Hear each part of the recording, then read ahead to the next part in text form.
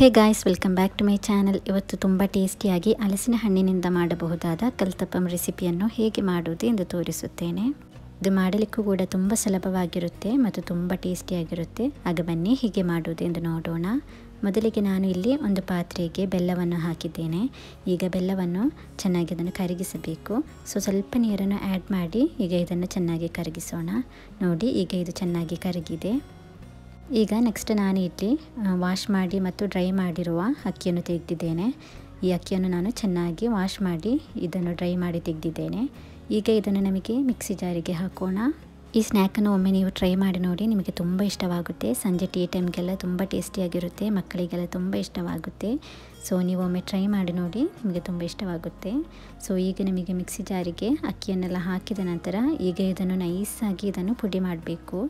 ತುಂಬ ನೈಸಾಗಿ ಚೆನ್ನಾಗಿ ಇದನ್ನು ಪುಡಿ ಮಾಡಿ ತೆಗೆಯೋಣ. ನೋಡಿ, ಈಗ ನಾನು ಚೆನ್ನಾಗಿ ಇದನ್ನು ನೈಸಾಗಿ ಪುಡಿ ಮಾಡಿ ತೆಗೆದಿದ್ದೇನೆ.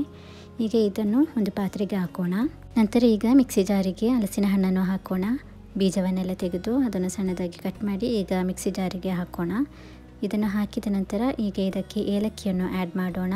ಏಲಕ್ಕಿಯನ್ನು ಆ್ಯಡ್ ಮಾಡಿದ ನಂತರ ನಾವು ಮೊದಲಿಗೆ ಕರಗಿಸಿರುವ ಬೆಲ್ಲ ಉಂಟಲ್ಲ, ಅದನ್ನು ಫಿಲ್ಟರ್ ಮಾಡಿ ಹಾಕಬೇಕು. ಕಸಕಡ್ಡಿಯಲ್ಲೇ ಇರುತ್ತೆ. ಅದನ್ನು ಫಿಲ್ಟರ್ ಮಾಡಿ ಹಾಕಿ ಚೆನ್ನಾಗಿ ಈಗ ಇದನ್ನು ನೋಡಿ ಗ್ರೈಂಡ್ ಮಾಡಿ ತೆಗೆಯೋಣ. ಈಗ ನಾವು ಗ್ರೈಂಡ್ ಮಾಡಿರುವ ಈ ಹಲಸಿನ ಹಣ್ಣಿನ ಮಿಕ್ಸರನ್ನು ನಾವು ಪುಡಿ ಮಾಡಿರುವ ಅಕ್ಕಿ ಉಂಟಲ್ಲ ಅದಕ್ಕೆ ಹಾಕಬೇಕು. ಹಾಕಿದ ನಂತರ ಈಗ ಇದಕ್ಕೆ ನಾವು ತೆಂಗಿನಕಾಯಿಯ ತುರಿಯನ್ನು ಆ್ಯಡ್ ಮಾಡಬೇಕು. ನಾನು ಇಲ್ಲಿ 2-3 ಕಪ್ಪಷ್ಟು ತೆಂಗಿನ ತುರಿಯನ್ನು ಆ್ಯಡ್ ಮಾಡಿದ್ದೇನೆ. ಸ್ವಲ್ಪ ಉಪ್ಪನ್ನು ಕೂಡ ಆ್ಯಡ್ ಮಾಡಿ. ನಾನು ಉಪ್ಪನ್ನು ಆ್ಯಡ್ ಮಾಡಿರುವ ವಿಡಿಯೋ ಕಟ್ ಆಗಿದೆ. ಉಪ್ಪನ್ನು ಕೂಡ ಆ್ಯಡ್ ಮಾಡಿ. ಉಪ್ಪನ್ನು ಆ್ಯಡ್ ಮಾಡಿದ ನಂತರ ಈಗ ಸಣ್ಣದಾಗಿ ಕಟ್ ಮಾಡಿದ ಕೊಬ್ಬರಿ ಅಥವಾ ತೆಂಗಿನಕಾಯಿಯನ್ನು ಆ್ಯಡ್ ಮಾಡೋಣ. ಈಗ ಇದನ್ನೆಲ್ಲ ಆ್ಯಡ್ ಮಾಡಿದ ನಂತರ ಹೀಗೆ ಇದನ್ನು ಚೆನ್ನಾಗಿ ಮಿಕ್ಸ್ ಮಾಡೋಣ. ಒಂದು ಚಿಟಿಕೆಯಷ್ಟು ಉಪ್ಪನ್ನು ಆ್ಯಡ್ ಮಾಡಲಿಕ್ಕೆ ಮರೆತು ಹೋಗಬೇಡಿ. ಉಪ್ಪನ್ನು ಆ್ಯಡ್ ಮಾಡಬೇಕು. ಹಾಗೆಯೇ ಇದೊಂದು ಫ್ಲೇವರ್ ಆಗಿ ಚೆನ್ನಾಗಿರೋದು. ಉಪ್ಪನ್ನು ಆ್ಯಡ್ ಮಾಡಬೇಕು. ಈಗ ಇದನ್ನು ಚೆನ್ನಾಗಿ ಮಿಕ್ಸ್ ಮಾಡೋಣ. ನನ್ನ ಈ ಚಾನಲಿಗೆ ಸಬ್ಸ್ಕ್ರೈಬ್ ಆಗದವರಿದ್ದರೆ ಪ್ಲೀಸ್ ನನ್ನ ಚಾನಲಿಗೆ ಸಬ್ಸ್ಕ್ರೈಬ್, ಲೈಕ್, ಶೇರ್, ಕಮೆಂಟನ್ನು ಮಾಡಿ ಸಪೋರ್ಟ್ ಮಾಡಿ.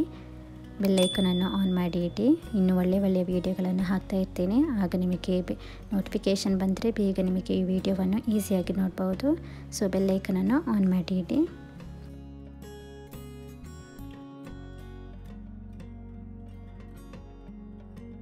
ಈಗ ಇದನ್ನು ಚೆನ್ನಾಗಿ ಮಿಕ್ಸ್ ಮಾಡಿದ ನಂತರ ಸ್ವಲ್ಪ ಇದಕ್ಕೆ ಅರಿಶಿನ ಪುಡಿಯನ್ನು ಆ್ಯಡ್ ಮಾಡಬೇಕು. ಅರಿಶಿನ ಪುಡಿ ಕಲರಿಗೋಸ್ಕರ ಅಲ್ಲ, ಅದು ಒಂದು ಫ್ಲೇವರ್ ಇರುತ್ತೆ, ಒಂದು ಟೇಸ್ಟಿಯಾಗಿರುತ್ತೆ. ಅದಕ್ಕಾಗಿ ಆ್ಯಡ್ ಮಾಡ್ತಾ ಇದ್ದೇನೆ. ಒಂದು ಚಿಟಿಕೆಯಷ್ಟು ಅರಿಶಿನ ಪುಡಿಯನ್ನು ಆ್ಯಡ್ ಮಾಡಿ ಮಿಕ್ಸ್ ಮಾಡೋಣ. ಒಳ್ಳೆಯ ಒಂದು ಫ್ಲೇವರ್ ಸಿಗುತ್ತೆ. ಈಗ ಎಲ್ಲವನ್ನು ಹಾಕಿ ಚೆನ್ನಾಗಿ ಮಿಕ್ಸ್ ಮಾಡಿದ ನಂತರ ಈಗ ಇದನ್ನು ನಮಗೆ ಸೈಡ್ನಲ್ಲಿ ಇಡೋಣ. ಈಗ ಒಂದು ಪಾತ್ರೆಗೆ ಎಣ್ಣೆಯನ್ನು ಹಾಕೋಣ. ಎಣ್ಣೆಯನ್ನು ಹಾಕಿ ಅದು ಚೆನ್ನಾಗಿ ಬಿಸಿ ಆಗುವಾಗ ನಾವು ಈಗ ಎಲ್ಲ ಮಿಕ್ಸ್ ಮಾಡಿ ಇಟ್ಟಿರುವ ಮಿಶ್ರಣ ಉಂಟಲ್ಲ ಅದನ್ನು ಈಗ ಹಾಕೋಣ. ಈಗ ಇದನ್ನು 2-3 ಸಲ ಹಾಕಿದ ನಂತರ ಈಗ ಇದನ್ನು ಫುಲ್ ಸ್ಪ್ರೆಡ್ ಮಾಡೋಣ. ನೋಡಿ, ಹೀಗೆ ಇದನ್ನು ಜಸ್ಟ್ ಹೀಗೆ ಸ್ಪ್ರೆಡ್ ಮಾಡೋಣ.